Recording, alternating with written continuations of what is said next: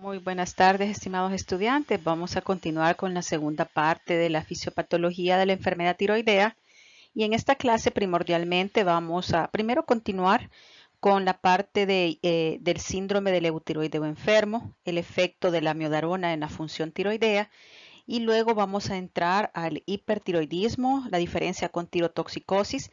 Luego vamos a hablar de tiroiditis y por último un poquito de bocio y enfermedad nodular.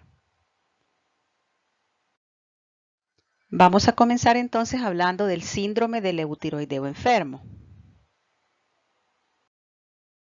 Síndrome del eutiroideo enfermo significa un paciente que tiene una enfermedad aguda grave y que va a causar anomalías en las concentraciones de TSH o de las hormonas tiroideas, pero en ausencia de una enfermedad tiroidea propiamente dicha o subyacente.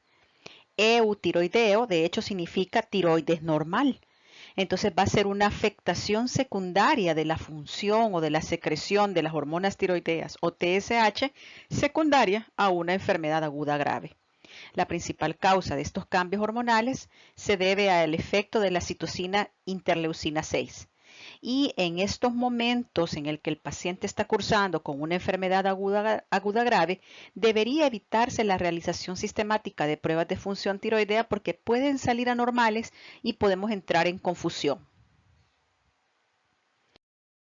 El patrón hormonal más frecuente en el síndrome del eutiroideo enfermo consiste en la reducción de las concentraciones de la T3, tanto total, es decir, unida a proteínas, como de la T3 libre, y a esto se conoce como el síndrome de la T3 baja, acompañándose de concentraciones normales de T4 y de TSH.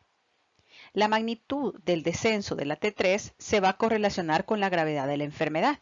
Entre más descendida o disminuida la concentración de T3, se dice que la gravedad de la enfermedad es máxima. ¿Por qué se da esto? Hay una alteración en la biotransformación periférica de T4 a T3 por acción de la desyodasa y se produce un aumento de la T3 inversa que, aunque no tiene efectos metabólicos, puede ocasionar disminución de la T3 periférica. Cualquier enfermedad grave puede inducir cambios en las concentraciones de las hormonas tiroideas, pero se ha visto mayor incidencia en las enfermedades hepáticas agudas, en los pacientes psiquiátricos y en las fases iniciales de la infección por virus de la inmunodeficiencia humana.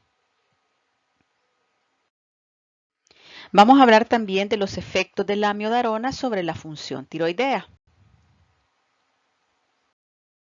Primero, recordar que la clasificación de los antiarrítmicos de Vaughan-Williams incluye a la amiodarona como un bloqueador de los canales de potasio, un antiarrítmico clase 3, es decir, bloqueadores de los canales de potasio. Dentro de esta clasificación, como ustedes lo habrán visto ahí en farmacología, tenemos la clase 1, que son los bloqueadores de los canales de sodio, cuyo estandarte es la lidocaína, la propafenona también. La clase 2, los bloqueadores beta, dentro de los que tenemos al atenolol, al propanolol, el bisoprolol. Dentro de la clase 4, los bloqueadores de los canales de calcio, especialmente verapamilo. Y dentro de otros antiarrítmicos no clasificados, la digoxina y la adenosina. La amiodarona pertenece a la clase 3 o bloqueantes de los canales de potasio. ¿Qué hace la amiodarona? Bueno, ya dijimos que es un antiarrítmico de tipo de clase 3. Se parece mucho estructuralmente a la hormona tiroidea y contiene 39% de yodo en su peso. Las dosis habituales de amiodarona, no de carga, porque cuando cargamos le dejamos 203 veces al día por tantos días, sino que las dosis de mantenimiento, que son de 200 miligramos al día, están asociadas con una ingestión de yodo muy elevada, que puede aumentar hasta 40 veces las concentraciones plasmáticas y urinarias de yodo. La amiodarona tiene un metabolismo en el cual se almacena en el tejido adiposo. Concentraciones elevadas persisten incluso 6 meses después de haber suspendido el fármaco. Y si están presentes en el organismo, entonces están haciendo efectos. Y el efecto que más se ha visto relacionado con los daños que puede ocasionar a nivel tiroideo es que la amiodarona inhibe la actividad de las deyodasas, que ya vimos su efecto principalmente en la conversión de T4 a T3 y a T3 reversa. La amiodarona entonces va a tener los siguientes efectos sobre la función tiroidea. Primero, puede ocasionar cambios agudos transitorios y hipotiroidismo y hipertiroidismo, pero sobre todo hipotiroidismo en los pacientes que están predispuestos a los efectos inhibidores de una carga elevada de yodo. Pero en algunos otros pacientes va a ocasionar tirotoxicosis. Ya vamos a hablar la diferencia entre hipertiroidismo y tirotoxicosis. Tirotoxicosis solo es un aumento de los niveles de la hormona tiroidea.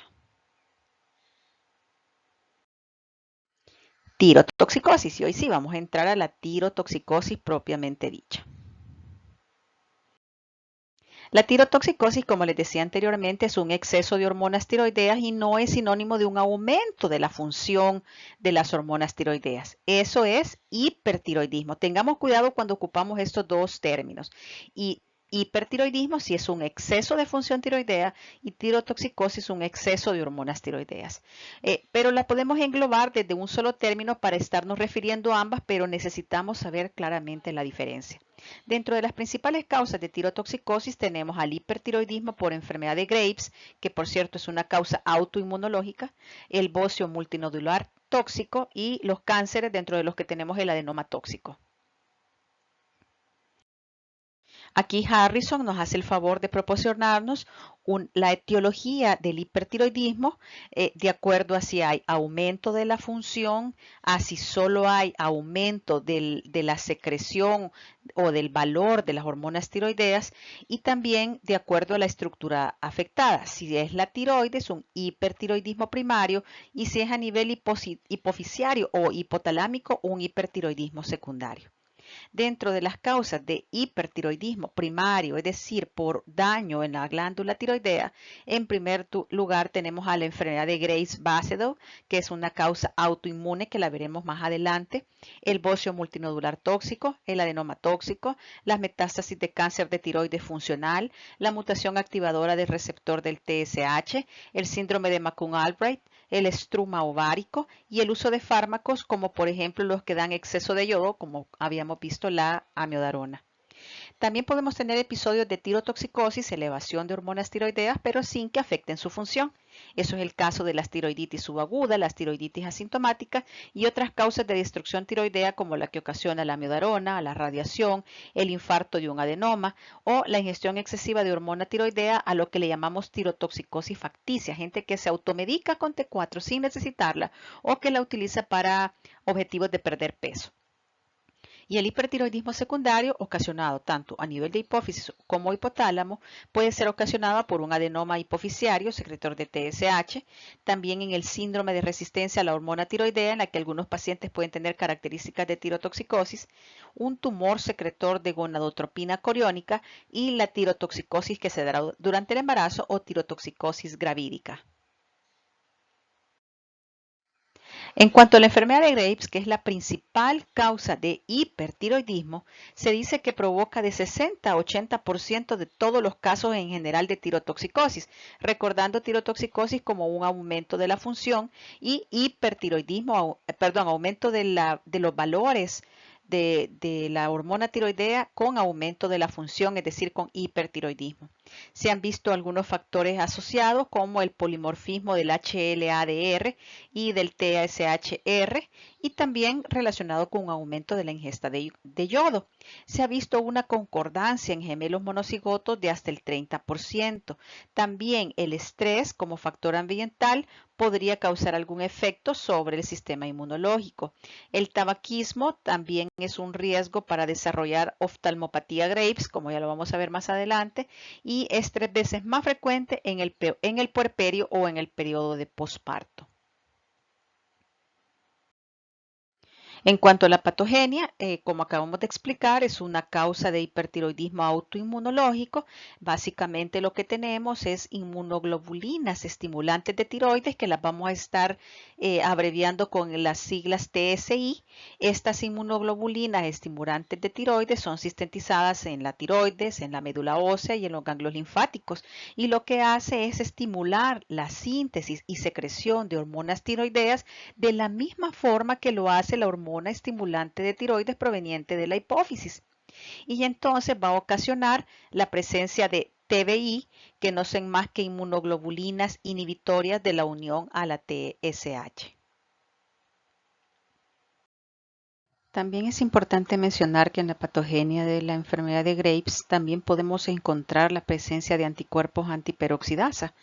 Sin embargo, en este caso, obviamente, el cuadro clínico, las manifestaciones clínicas y los exámenes de laboratorio no orientan para una enfermedad de Hashimoto, pero se cree que se encuentran presentes por el mismo tema de base de la autoinmunidad. Es importante también mencionar que las citocinas en la enfermedad de Graves desempeñan una función de gran importancia en el desarrollo de la oftalmopatía, conocida como oftalmopatía Graves, en la cual los músculos extraoculares, recuerdan ustedes ya lo visto, recto lateral, el oblicuo superior o mayor, etcétera, van a sufrir infiltración por los linfocitos T activados, liberando citocinas ya conocidas como el interferón gamma, el factor de necrosis tumoral y la interleucina 1, que activan a los fibroblastos, aumentan la síntesis de glucosaminoglucanos que atrapan agua, provocando tumefacción muscular característica y que ocasiona protrusión del globo ocular. Entonces las manifestaciones clínicas son bastante características. De hecho, les pongo esta imagen acá. Con solo ver a este paciente, al igual que como vimos a la señora hipotiroidea en la clase anterior, esos ojos saltones, esa mirada pareciera fija, sorprendida, la presencia de un bocio, la piel húmeda, sudorosa, eso nos debe hacer pensar en las fasias hipertiroideas. La presentación clínica, por supuesto, va a depender de la gravedad de la tirotoxicosis, de la duración de la enfermedad y también de la predisposición individual que tenga cada paciente al exceso de hormona tiroidea y, por supuesto, de la edad del paciente. Es muy importante considerar que esta patología puede presentarse aún en la edad adulta mayor, en donde las manifestaciones de la tirotoxicosis pueden ser sutiles o estar enmascaradas, y los síntomas principales que el paciente puede presentar son fatiga, pérdida de peso, y a esto le llamamos tirotoxicosis apática. Apática porque es una tirotoxicosis bien inespecífica, digámosle así, nada que ver con las manifestaciones que vamos a hablar a continuación. Imagínense solo fatiga y pérdida de peso. Entonces, si hay un adulto mayor, debemos de considerar este diagnóstico. Los signos y síntomas de tirotoxicosis son, según Harrison, los siguientes. No se olviden lo que decíamos en la clase anterior, síntomas no son comprobables, son en la mayor parte de los casos subjetivos, pero no quiere decir que no vamos a creerlos en nuestro paciente. Y los signos, por otro lado, son objetivos, los podemos comprobar y de hecho, como les decía en la clase anterior, son descubiertos por el médico durante la examinación. Dentro de los síntomas entonces tenemos hiperactividad, irritabilidad, cambios de humor o disforia, intolerancia al calor y diaforesis o sudoración, presencia de palpitaciones, fatiga y debilidad, pérdida de peso con aumento del apetito, diarrea, poliuria y trastornos menstruales en la mujer y pérdida de la libido en el hombre. En cuanto a los signos, vamos a encontrar taquicardia, entendido como una frecuencia cardíaca mayor de 100 latidos por minuto, y en casos bastante graves y en el anciano, la presencia de una arritmia conocida como fibrilación auricular. Temblor, por supuesto, la presencia de aumento del tamaño de la tiroides o bocio, la piel está caliente y húmeda, el paciente puede tener cuadros de debilidad muscular o miopatía proximal y la oftalmopatía Graves o exoftalmo, conocida como una retracción palpebral o una respuesta palpebral lenta, y también en el hombre la presencia de ginecomastia. En cuanto a la retracción palpebral, decíamos en un inicio que da la imagen de una mirada de asombro. Y para poder clasificar la oftalmopatía o esta retracción palpebral ocasionada por la enfermedad de Graves, se ha procedido a tener el siguiente esquema conocido como NOESPEX, que básicamente son las siglas que incluyen los grados de esta proptosis o retracción palpebral. El grado 0 de esta clasificación no SPECS significaría que el paciente no tiene ni signos ni síntomas oculares. El grado 1 dice que solo tiene signo de retracción palpebral, pero sin síntomas. El grado 2 tiene afección de los tejidos blandos, por ejemplo, edema periorbitario. En el grado 3 hay una proptosis o salida o protrusión del globo ocular, como lo vemos en esta imagen, mayor de 2.2 centímetros o 22 milímetros. En el grado 4 tenemos afección de los músculos extraoculares, donde el paciente se está quejando de un síntoma que es la diplopia, que no la podemos corroborar, pero el paciente la está expresando. En el grado 5 ya hay compromiso corneal y en el grado 6, que es la forma más grave, hay pérdida de la visión. También otras manifestaciones clínicas importantes son en la enfermedad de Graves, como ya habíamos visto, la retracción palpebral, pero también puede haber alteración en la piel conocida como dermopatía tiroidea, sobre todo en las caras laterales de las pantorrillas. Y el paciente con hipertiroidismo también puede cruzar con acropaquias o dedos en palillos de tambor, como lo observamos en esta imagen. ¿Qué estudios de laboratorio se deben enviar entonces a un paciente con enfermedad de Graves? Por supuesto, el perfil tiroideo, que incluye TSH ultrasensible, T3 y T4 libres. La concentración de TH en enfermedad de Graves está suprimida, a veces a cero, y evidentemente en las hormonas tiroideas estarán notablemente aumentadas, tanto las libres como las unidas a proteínas o totales. En 2 a 5% de los casos, la T4 no está tan alterada como la T3. A eso se llama tirotoxicosis por T3. Y también si estamos sospechando que es enfermedad de Graves y pensamos que hay autoinmunidad, podemos cuantificar los anticuerpos anti-TSH. Y también podemos complementar el estudio con una gammagrafía tiroidea, como lo había explicado anteriormente, que permite diferenciar la captación difusa y elevada propia de la enfermedad de Graves. Entonces, este algoritmo que nos presenta Harrison 20 edición dice que tenemos que, si estamos ante una sospecha de una enfermedad de Graves, cuantificar TSH y T4 libres. Entonces vamos a tener 4 ramas en esta opción. Si tenemos la TSH baja y la T4 libre alta, hacemos el diagnóstico inmediatamente de tirotoxicosis. Les explico qué sucede acá. La tiroides está hiperproduciendo T4 y entonces TSH, que es el regulador, se baja o se suprime para evitar que la tiroides siga produciendo más T4. Por tanto, el perfil, vuelvo y repito, de un hipertiroidismo primario o tirotoxicosis primaria es TSH baja o suprimida con T4 alta, al revés de lo del hipertiroidismo primario. Pero podría ser que tengamos TSH baja, pero T4 normal. No debemos olvidar acá que pudiera ser una toxicosis por T3. Entonces deberíamos de medir la T3 libre. Si está elevada, confirmamos la toxicosis por T3. Y si está normal, pero como la TSH está baja, deberíamos de catalogarlo como un hipertiroidismo subclínico y mantenerlo en vigilancia por unas 6 a 12 semanas. Podríamos tener también una TSH normal o elevada con T4 alta. En este caso, el problema no es tiroides, es hipófisis. Y aquí estaríamos ante la presencia de un adenoma hipofisiario secretor de TSH, que por cierto no es el motivo de la clase. Y la cuarta posibilidad es que tenemos TSH y T4 normales, que eso significaría que descartamos patología tiroidea. Bien, quedémonos en estos dos casos donde hemos encontrado tirotoxicosis primaria y tirotoxicosis por T3. En ambos casos lo que tenemos que descartar es la causa más frecuente y estamos hablando que la causa más frecuente es la enfermedad de Graves. Si tenemos características clínicas de enfermedad de Graves como oftalmopatía Graves o dermopatía Graves, entonces hacemos el diagnóstico de enfermedad de Graves. Si no tenemos las características clínicas, deberíamos descartar la presencia de un bocio multinodular tóxico o de un adenoma tóxico.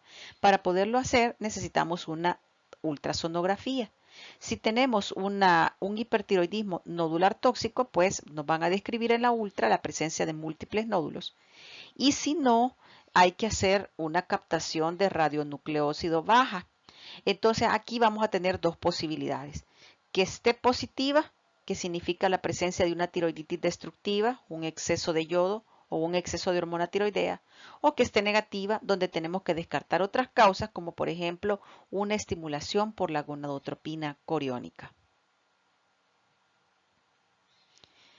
El énfasis ahorita que quiero que entiendan por lo menos es el hipertiroidismo o tirotoxicosis primaria. Necesito que se aprendan este perfil, ¿verdad? TSH baja, suprimida o casi en cero, con T4 alta, entendiendo la explicación fisiológica que les acabo de dar. Diagnóstico diferencial de hipertiroidismo, tirotoxicosis, enfermedad de Graves, todas las crisis de angustia o ansiedad, patologías psiquiátricas como la manía, patologías tumorales como el feocromocitoma y otras neoplasias malignas. Otras causas de tirotoxicosis, ya habíamos mencionado, la tiroiditis destructiva, ocasionada por tiroiditis subaguda o asintomática, la tirotoxicosis facticia en la que el paciente está tomando altas cantidades de T4 sin necesitarla, el exceso de yodo consumido ya sea en alimentos o suplementos y la presencia de tejido de tiroideo ectópico, por ejemplo en los teratomas de ovario, a lo que se le llama el bocio ovárico porque está produciendo T4. El adenoma hipoficiario, aunque no es el motivo de la clase, secretor de TSH, es una causa poco frecuente de tirotoxicosis, pero que hay que considerarla. Básicamente aquí hay la presencia de un nivel de TSH inadecuadamente normal o aumentado en un paciente que tiene hipertiroidismo, es decir, T3 y T4 altas y bocio difuso. Entonces, esto no va, ¿verdad? No es lo que esperamos. Si tenemos una TSH, unas hormonas tiroideas anormalmente altas, lo que esperamos es que la TSH ya no esté produciendo TSH, la hipófisis ya no esté produciendo TSH y deberíamos de tenerla baja o suprimida. Si la tenemos normal aumentado, eso nos hace pensar en un hipertiroidismo secundario. Las concentraciones elevadas de la subunidad alfa de la TSH son liberadas por el adenoma secretor y esto apoya en el diagnóstico de adenoma hipofisiario, que sería una causa de tirotoxicosis secundaria. ¿Cuál es el tratamiento del hipertiroidismo de la enfermedad de Graves? Pues básicamente intentar disminuir la síntesis de hormonas tiroideas. ¿Cómo se logra esto? Con fármacos antitiroideos o también reduciendo la cantidad de tejido tiroideo por medio de tratamiento con yodo radioactivo, yodo 131 o con tiroidectomía, que casi no se hace. Ahorita se ocupan estas dos cosas. Dentro de los fármacos antitiroideos tenemos a las tionamidas, como el propiltiuracilo, el carbisol y el metabolismo activo de este, que es el metimazol. ¿Qué hacen estos? Inhiben la función de la peroxidasa tiroidea, reduciendo la oxidación y la organificación del yoduro.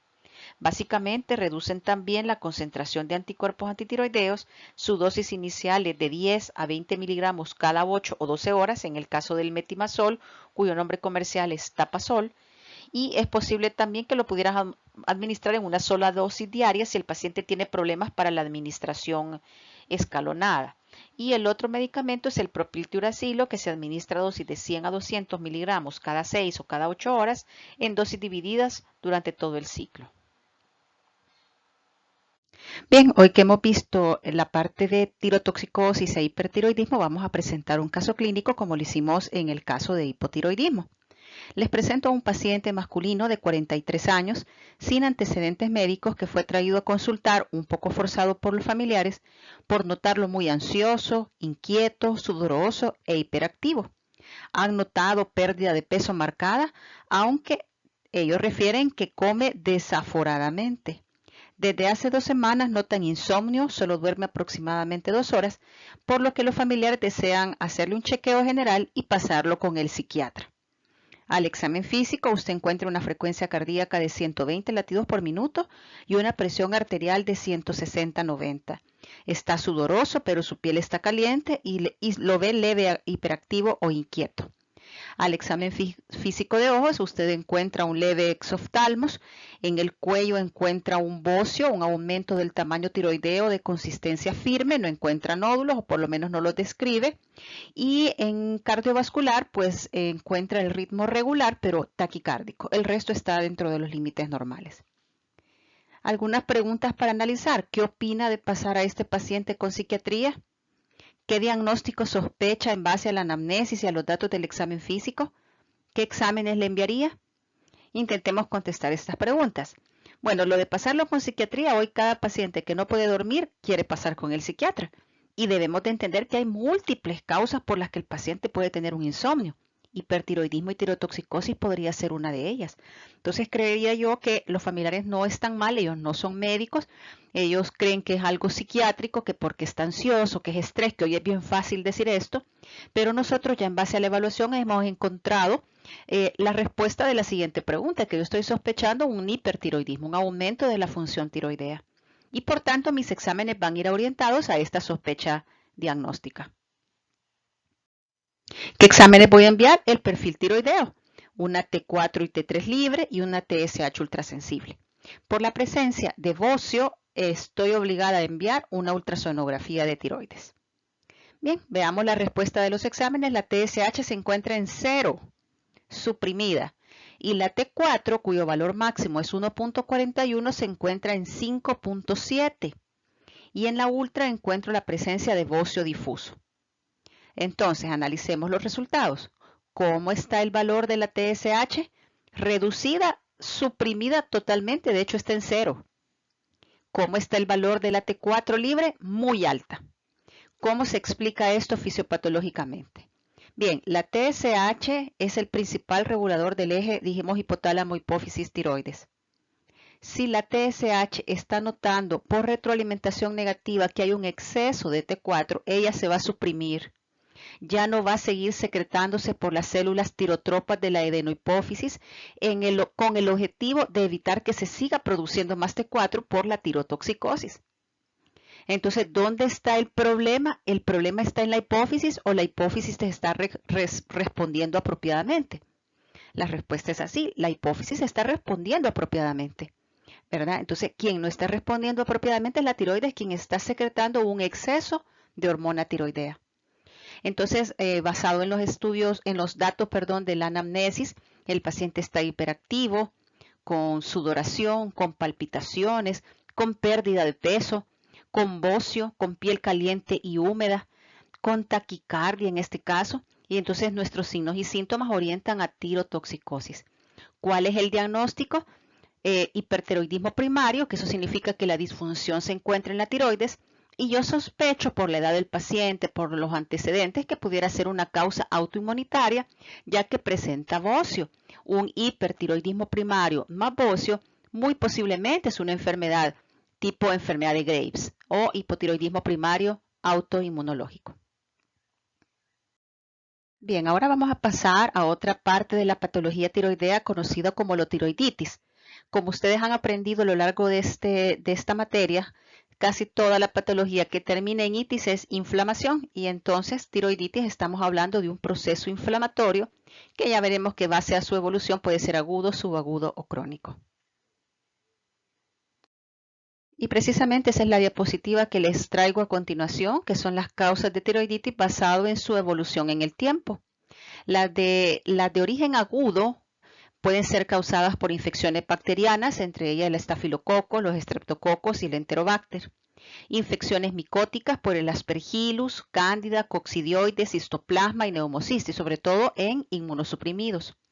También puede ser secundaria a radiación con tratamiento, post-tratamiento con yodo 131 y también podría ser ocasionado por el consumo crónico de amiodarona. La tiroiditis subaguda, por su lado, es preferentemente de origen viral o también llamada granulomatosa. Puede ser una tiroiditis asintomática en el periodo puerperal, es muy frecuente esto. Puede deberse a una infección micobacteriana o puede ser también inducida por fármacos, siempre por amiodarona o interferón. Y en el caso de las tiroiditis crónicas, tenemos causas autoinmunitarias como la tiroiditis focal, la tiroiditis de Hashimoto, la tiroiditis atrófica, la tiroiditis de Riedel, la tiroiditis de origen parasitaria por equinococo, estrongiloides o cisticerco y también la tiroiditis de origen traumática. En cuanto a la tiroiditis aguda, déjenme decirle que gracias a Dios es un proceso poco frecuente. Es una infección normalmente bacteriana de la glándula tiroides. En los niños y en los adultos, la causa más frecuente de este trastorno es la presencia del seno piriforme, que no es más que un vestigio que conecta la bucofaringe con la tiroides. Estos senos piriformes aparecen predominantemente en el lado izquierdo y por eso es que es más frecuente un bocio, digamos un aumento de la glándula tiroides con edema, eritema en el lado izquierdo. En el anciano, aunque es un poquito menos frecuente, hay factores de riesgo como que el paciente tenga un bocio prolongado o que se esté dando una degeneración de una neoplasia maligna. Los pacientes a menudo llegarán a consultar por dolor a nivel del cuello, a lo que le llamamos dolor tiroideo, y a menudo se refiere o se irradia a la faringe y a los oídos. El bocio puede ser pequeño pero marcadamente dolorosa a la palpación. Y con frecuencia el paciente se queja de fiebre, aunque leve, disfagia y eritema sobre la glándula tiroides, al igual que síntomas generalizados como adenopatías. Mandamos exámenes y dentro de los exámenes mandamos los famosos llamados reactantes de fase aguda, los cuales los vamos a ver en Introducción a la Clínica en más detalle. Estos se encuentran elevados en casi todos los procesos inflamatorios. Entonces, uno de ellos se conoce como la velocidad de eritrosedimentación o tasa de eritrosedimentación globular y también el recuento de glóbulos blancos, los cuales definitivamente van a estar aumentados en la tiroiditis aguda. Sin embargo, si medimos el perfil tiroideo, este se encuentra normal.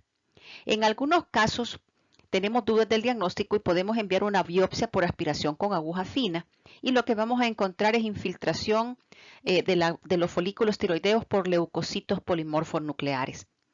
Cuando hacemos esta biopsia, ocupamos esta muestra para enviar un cultivo y ahí podemos encontrar el microorganismo causante. Cuidado con las tiroiditis de origen micótica, decíamos al inicio, por micobacterias o por neumocistis girovechi, sobre todo en los pacientes que están inmunosuprimidos. Y cuando pensemos en inmunosuprimidos, no pensemos solamente en el paciente con VIH, sino en el paciente con uso crónico de glucocorticoides, neoplasias, etc. El tratamiento de la tiroiditis aguda es con antibióticos. En algunos casos se requiere cirugía cuando la infección está complicada con un absceso. Y desgraciadamente la tiroiditis aguda puede complicarse con obstrucción traqueal, sepsis, un absceso retrofaríngeo, una mediastinitis y hasta una trombosis venosa yugular. Luego tenemos la tiroiditis subaguda, también conocida como tiroiditis de Kerbein, tiroiditis granulomatosa o tiroiditis viral. Esta está relacionada con los virus como los de la parotiditis, el Coxsackie, el virus de la gripe, el adenovirus y el ecovirus. Su incidencia máxima es entre los 30 y los 50 años y es mucho más frecuente en las mujeres que hombres, con una relación de 3:1. En cuanto a la fisiopatología, la tiroiditis subaguda presenta, si observáramos una biopsia, un infiltrado inflamatorio característico de los folículos tiroideos y de las células gigantes multinucleadas en el interior de los folículos. Estos cambios foliculares avanzan a la formación de granulomas y a veces de fibrosis, lo que le causa su nombre de tiroiditis granulomatosa. Básicamente, en las fases de la tiroiditis subaguda hay tres grandes fases. Una fase donde lo que tenemos es una destrucción folicular, liberación de tiroglobulina, liberación de hormonas tiroideas, que conduce a un aumento de las concentraciones sanguíneas circulantes de T3 y T4. Y por tanto, como la hipófisis está funcionando bien, a una supresión de TSH. Esta sería una fase tirotoxicósica. Luego tenemos en esta misma fase destructiva, la captación de yodo es muy baja y luego transcurridas unas semanas viene una fase hipotiroidea, donde la reserva de hormonas de la glándula tiroides se acaba y va a aparecer entonces una T4 disminuida, a veces también la T3, y entonces va a ocasionar, como la hipófisis responde apropiadamente, con una ligera elevación de las concentraciones de TSH. Para terminar con una última fase de recuperación del estado normal, que esto no ocurre inmediatamente, sino a veces hasta varios meses después de iniciado el trastorno.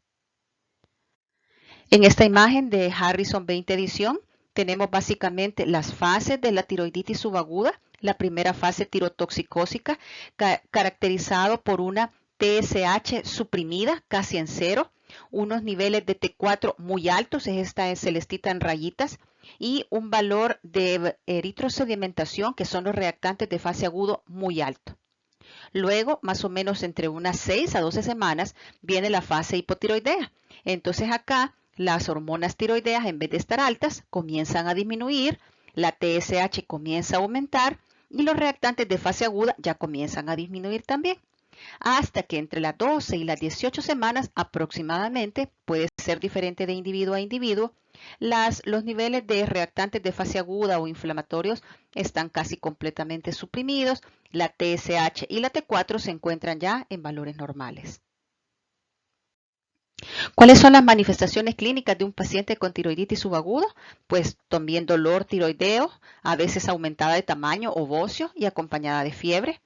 Puede tener el paciente manifestaciones de tirotoxicosis o de hipotiroidismo de acuerdo a la fase de la enfermedad en la que se encuentra. Típicamente el paciente ha tenido síntomas respiratorios en las semanas previos al inicio del cuadro.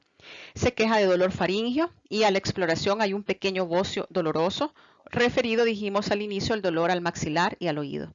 La evolución es hacia la curación, pero 15% de los pacientes puede desarrollar hipotiroidismo permanente. Bien, cada vez que tengamos un paciente con dolor en el cuello en la zona tiroidea o conocido como dolor tiroideo, debemos de pensar en tiroiditis subaguda, hemorragia en el interior de un quiste tirogloso, una neoplasia maligna no solamente de tiroides, sino también un linfoma, y una tiroiditis inducida por amiodarona o por enfermedades por depósitos como la amiloidosis. En cuanto al tratamiento de la tiroiditis subaguda, vamos a decir que el tratamiento es bastante sencillo. En realidad se maneja con dosis relativamente elevadas de aspirina, que van desde más o menos los 600 miligramos cada 4 a 6 horas, o AINES, ahí de toda la variedad que tenemos para controlar la mayoría de síntomas.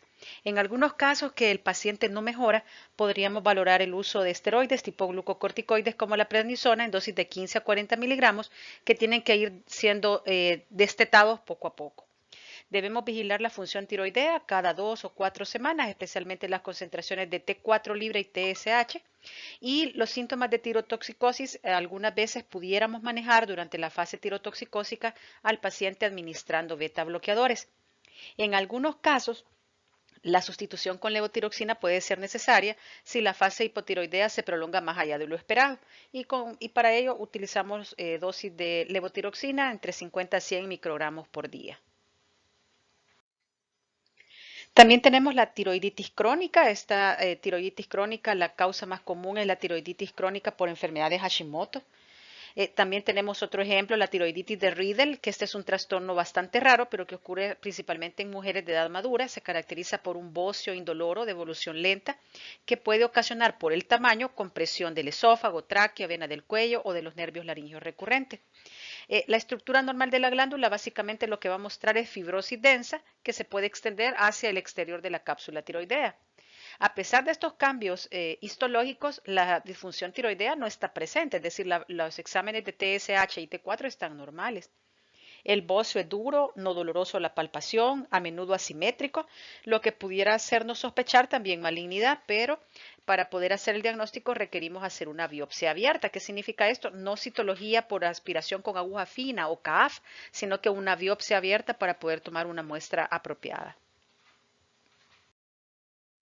Vamos a hablar ahora de bocio, que es la otra patología que afecta a la tiroides.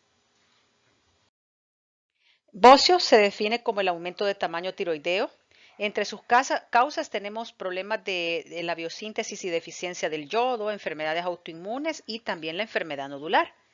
Dentro de los defectos de la biosíntesis y deficiencia de yodo, podemos decir que la reducción de la eficacia de la síntesis de hormona tiroidea provoca un aumento de TSH, que va a estimular el crecimiento del tamaño de la tiroide como un mecanismo compensador para superar el bloqueo de la síntesis hormonal. En cuanto a las causas autoinmunitarias, tanto Graves como Hashimoto, pueden ocasionar bocio por diversos mecanismos. En el caso de Graves, se va a deber principalmente a los efectos de los anticuerpos contra TSH mediados por receptor de TSH. Y en Hashimoto van a ser debido el bocio a los defectos adquiridos de la síntesis hormonal. Y en cuanto a la enfermedad nodular, como sabemos, es un crecimiento desordenado de células tiroideas que se acompaña de fibrosis. Entonces, a veces no es un bocio propiamente dicho, sino que es un nódulo lo que tenemos ahí, ¿verdad? Y a eso se le llama bocio nodular. La enfermedad nodular tiroidea se caracteriza entonces por un crecimiento desordenado de las células tiroideas, ocasionando hiperplasia o un desorden tan grave como una neoplasia. Algunos pacientes tienen lo que se llama el bocio multinodular, donde los nódulos tiroideos, por lo general hiperplásicos, van a sustituir la mayor parte de los folículos tiroideos normales. En otros casos, la tiroides es de tamaño normal, pero contiene nódulos tiroideos definidos. La enfermedad tiroidea nodular es frecuente y se observa durante la exploración física en 3 a 7% de todos los adultos. Básicamente, el examen que necesitamos para corroborar es una ultrasonografía o ecografía que va a comprobar la presencia de estos nódulos en más del 50% de los casos. La mayoría de los nódulos tiroideos miden menos de 1 centímetro. Los nódulos tiroideos pueden ser solitarios o pueden ser múltiples y pueden ser funcionales o no funcionales. ¿Qué significa esto? Pueden estar secretando hormona tiroidea o pueden no estar secretando hormona tiroidea. Vamos a hablar de los tipos de bocio, el bocio difuso no tóxico o simple. En este solo hay un aumento de la tiroides, pero no hay nódulos ni hipertiroidismo. La causa más frecuente es déficit de yodo y afecta el bocio endémico y el esporádico es al que llamamos por déficit de yodo, afecta más o menos un 5% de la población.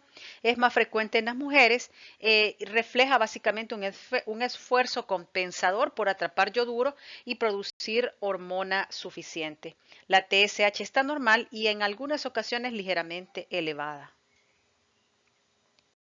Entonces, en resumen, las manifestaciones clínicas de un paciente con bocio difuso es que tiene una función tiroidea normal, el bocio es asintomático, evidentemente el bocio implica un aumento de tamaño de la glándula, la cual es simétrica, no dolorosa y de consistencia blanda.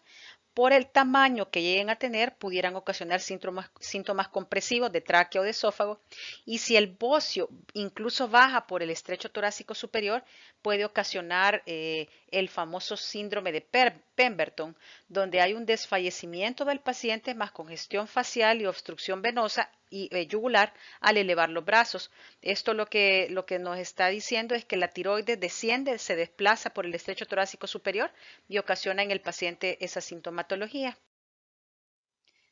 Aquí tenemos un ejemplo del síndrome de Pemberton, del signo de Pemberton. Este es un paciente normal que tiene un bocio, como lo podemos ver, pero el bocio está bien bajo, entonces casi que puede obstruir el estrecho torácico superior, que ya de por sí, cuando uno levanta las manos, se obstruye o se disminuye el tamaño. Entonces, al elevar las manos, el bocio cambia de posición, baja y obstruye el estrecho torácico superior, ocasionando este rubor y un síntoma de lipotimia o de fallecimiento del paciente. El otro tipo de bocio del que vamos a hablar es el bocio multinodular no tóxico, afecta a 12% de los adultos, también más frecuente en mujeres. La etiología múltiple relacionada con déficit de yodo, causas genéticas o autoinmunitarias. Estos nódulos son de origen policlonal y lo que vamos a tener es una respuesta hiperplásica a algunos factores de crecimiento y algunas citocinas inflamatorias. La TSH está normal, por eso se llama no tóxico. Los pacientes a menudo son asintomáticos y también puede ocasionar síntomas compresivos, dificultad para tragar, para respirar, si el bocio es demasiado grande. Aquí tenemos un ejemplo de un bocio multinodular. Hasta por encima se puede ver la cantidad de nódulos y el tamaño. Esta paciente posiblemente su función tiroidea no esté alterada, pero sí definitivamente va a tener problemas para deglutir y respirar. Otro tipo de bocio es el bocio multinodular, pero ahora tóxico. Este es similar en características al no tóxico, pero puede tener autonomía funcional uno de los nódulos, es decir, está secretando exceso de hormona tiroidea. Por tanto, la presentación va a ser la de un hipertiroidismo subclínico o la de una tirotoxicosis. Este bocio multinodular tóxico es bastante frecuente en la edad adulta mayor. El paciente puede consultar por palpitaciones, taquicardia, nerviosismo, temblor y pérdida de peso. Y el patrón o el perfil bioquímico va a tener TSH baja o suprimida con T4 normal o levemente aumentada. Aquí tenemos un ejemplo y aquí tenemos un centellograma de tiroides donde lo que se busca, como decíamos anteriormente, es ver la captación del material nuclear que se ha inyectado o administrado. Y aquí tenemos un bocio multinodular. Lo de tóxico o no tóxico va a depender de las pruebas de función tiroidea. Si están normales es un no tóxico, si están aumentadas es un bocio tóxico. Jóvenes, muchas gracias por su atención. Nos quedamos hasta acá. Espero que les haya gustado la patología tiroidea. Quedo atenta a sus dudas y consultas. Estamos por entrar a parciales finales. Por favor, estudien. Que Dios les bendiga.